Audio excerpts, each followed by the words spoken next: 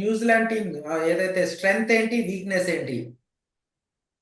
So I think New Zealand team ప్రస్తుతం చూస్తే definite గా వాళ్ళ బ్యాటింగ్ చాలా స్ట్రెంగ్త్ గా ఉంది, స్ట్రాంగ్ గా ఉంది.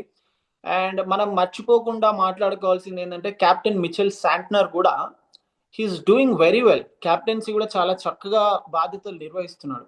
ఎస్, ఆ ఎందుకంటే ప్రెజర్ మనకు పెద్దగా కనిపించట్లేదు అతని మీద. లాంగర్ వర్షన్ ఫార్మేట్ కి వచ్చే వరకు ఏంటంటే ప్లేయర్స్ ఎంత స్కిల్ఫుల్ గా ఉన్నా కూడా మీరు స్కోర్ ని డిఫెండ్ చేసేటప్పుడు, లేదంటే ఆపోజిషన్ ప్లేయర్స్ చాలా బాగా ఆడుతున్నప్పుడు అవసరానికి తగ్గట్టు ఆ బౌలింగ్ చేంజెస్ తీసుకురావడం, ఎండ్స్ ని చేంజ్ చేయడం, సో బ్యాటర్స్ కి తగ్గట్టుగా ఆ ఫీల్డ్ సెటప్స్ చేయడం, లేదంటే బౌలింగ్ లో మార్పులు తీసుకురావడం, ఇవన్నీ చాలా ఇంపార్టెంట్ కీ రోల్ ప్లే చేస్తుంటాయి. సో అవన్నీ మిచెల్ శాంట్నర్ చాలా చక్కగా రాణిస్తున్నాడు. Maybe taking the help of Kane Williamson అని తను కూడా టీమ్ లో ఉన్నాడు కాబట్టి. సో అది కూడా వాళ్ళ స్ట్రెంగ్త్, టాప్ ఆర్డర్ వాళ్ళ స్ట్రెంగ్త్, కెప్టెన్సీ వాళ్ళ స్ట్రెంగ్త్. అండ్ ఫాస్ట్ బౌలింగ్ లో కూడా they are doing well, because natural గా న్యూజిలాండ్ ఫాస్ట్ బౌలర్స్ కావచ్చు, ఇంగ్లాండ్ సారీ ఆస్ట్రేలియా కావచ్చు, they are generally good fast bowlers. మంచి టాల్ ఉంటారు, మంచి బౌన్స్ ని హిట్ చేస్తుంటారు. సో ఐ థింక్ ఇవన్నీ స్ట్రాంగ్ గా కనిపిస్తున్నాయి. Just that India middle order, New Zealand middle order ని కనుక త్వరగా కట్టడి చేయగలిగి, త్వరగా రన్స్ లీక్ చేయకుండా ఉండగలిగితే I think there India will be successful. అంటే మన స్పిన్నర్లు ఎదుర్కోవడం ఒక విధంగా వాళ్ళకి ఛాలెంజ్ గానే చెప్పుకోవాలి, నలుగురు స్పిన్నర్లు ఎదుర్కోవడం. ఎందుకంటే they are weak in that department. Absolutely, దాంట్లో డౌటే లేదు. కుల్దీప్ కావచ్చు, అక్షర్ కావచ్చు, వరుణ్ కావచ్చు, జడేజా కావచ్చు, we're having a very strong spin attack. And that to Jadeja prove చేశాడు. అండ్ దెన్ ప్రూవ్ చేసుకున్నాడు ఇప్పటి వరకు తను ఎందుకు the best all rounder. Yes. Akshar కూడా ప్రతి యా అక్షర్ కూడా ప్రతి అవకాశాన్ని వాడుతున్నాడు. వరుణ్ చక్రవర్తి తీసుకున్నాడు. ఐ థింక్ డెఫినెట్ గా దానిలో డౌటే లేదు. న్యూజిలాండ్ ప్లేయర్స్ వీక్ గా ఉన్నారు అనడంలో డౌట్ లేదు. బట్ నాట్ టు ఫర్గెట్, వాళ్ళు series by series, match by match improve అవుతుంటారు, కండిషన్స్ ని చక్కగా అసెస్ చేస్తుంటారు. అండ్ బౌలర్స్ యొక్క స్ట్రెంగ్త్ ఏంటి, వాళ్ళ వీక్నెస్ ఏంటి అని అసెస్ చేయడంలో they are always on the top. So అది అసెస్ చేసి ఆ అసెస్మెంట్ లో వాళ్ళు సక్సెస్ఫుల్ అయినంటే then they can handle the spinners well. ఒకవేళ అసెస్మెంట్ లో వాళ్ళు తప్పు జరుగుతుంది, కరెక్ట్ గా అసెస్ చేయలేకపోతున్నారంటే India will be on the top. Okay, ఒకవేళ పిచ్ రిపోర్ట్ గురించి చెప్తే ఏం చెప్తారు? ఎందుకంటే దుబాయ్ లో పాకిస్తాన్ పిచ్లతో కంపేర్ చేస్తే దుబాయ్ లో అంత స్కోర్, హై స్కోర్లు అయితే రావట్లేదు. 260, 270 యావరేజ్ అవుతుంది. బట్ పాకిస్తాన్ లో ప్రతి మ్యాచ్ లో కూడా 300, 350 ప్లస్ స్కోర్లు వచ్చినాయి.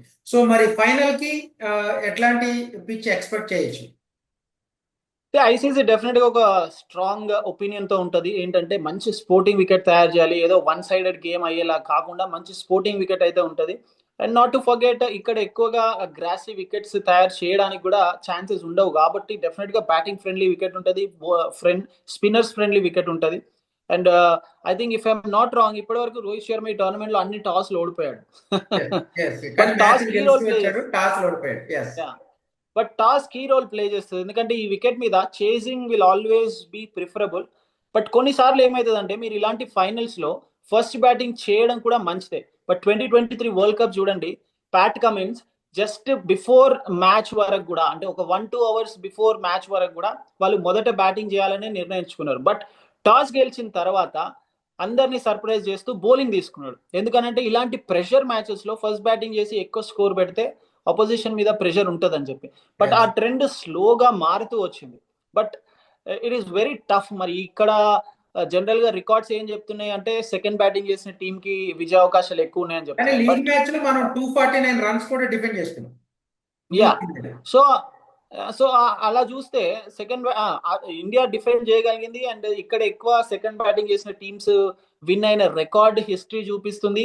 అండ్ ఇంకో పక్క చూస్తే ఇది ఫైనల్ మ్యాచ్. సో ఇవన్నీ డెఫినెట్ గా గంభీర్, రోహిత్ శర్మ అండ్ కోహ్లీ సపోర్ట్ కూడా ఉంటది కాబట్టి వీళ్ళందరి మైండ్ లో మెదులుతుండే ఏం డిసిషన్ తీసుకోవాలి, టాస్ గెలిస్తే ఏం చేయాలి అనేది. Yes. So I think toss చాలా క్రూషియల్ గా మారబోతుంది. ఓకే, ఫైనల్ గా మీ ప్రెడిక్షన్ ఏంటి పర్సంటేజ్ లో? హౌ ఇండియా ఛాన్సెస్ ఎంత వరకు ఉన్నాయి, న్యూజిలాండ్ కి ఎంత వరకు ఉంది? నేను ఏదో డిప్లొమాటిక్ గా చెప్తున్నాను కాదు, అలా అని జస్ట్ బికాజ్ మనం ఇండియాలో ఉంటున్నాం ఇండియాకి సపోర్ట్ చేయాలని కాదు. To be very frank, I think 50-50 chances. 50-50 chances. So final యా, గా ఇండియన్ టీమ్ కి ఒకసారి విష్ చేయండి from your side. Absolutely. India చాలా బాగా ఆడింది ఈ టోర్నమెంట్ లో. ఆస్ట్రేలియాలో బీజీటీ తర్వాత చాలా క్రిటిసిజం ఫేస్ చేసిన తర్వాత all of a sudden Indian fans ఈ టీమ్ ని ప్రేస్ చేస్తున్నారు. మనందరం ఇలానే ప్రేస్ చేస్తూ let's hope Rohit Sharma and co will bring ICC champions trophy cup to India. All the very best to Indian team.